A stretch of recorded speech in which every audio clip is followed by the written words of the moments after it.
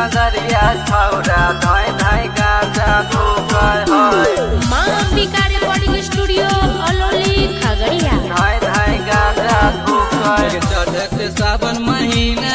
में गंजरियन के भीड़ लागो है गजरियन के भीड़ लागो है चढ़त सावन महीना में गंजरियन के भीड़ लागो है लागो है नया नया गंजरिया छौरा धाय धाय गांजा धुकै है नया नया गंजरिया छौरा धाय धाय गांजा धुकै है नया नया गंजरिया छौरा धाय धाय गांजा धुकै है धुकै है धाय धाय गांजा धुकै है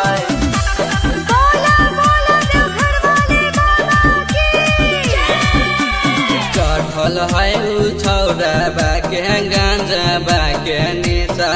आधे रास्ता में भूल देबा घर बाके दिशा देबा घर बाके दिशा चढ़ल है उ छौरा बाके गांजा बाके निशा आधे रास्ता में भूल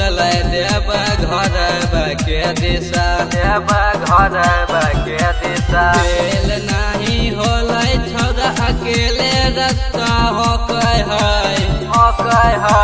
नया नया गंजरिया छौरा धाय धाय गांजा धुकै है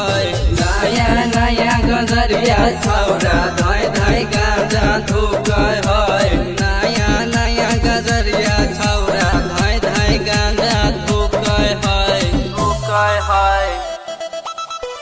धाय धाय गांजा धुकै है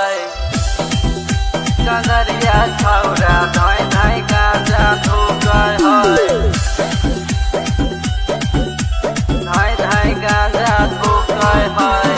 गोर बोनै दुखो हमरा देवा घर के नाम पर भोरे हम पहुँच जैबै देवा घर के बाम पर देबा घर के बाम पर अगे गोर बोनै दुखो हमरा देवा घर के नाम पर भोरे हम पहुँच जैबै देवा घर के बाम पर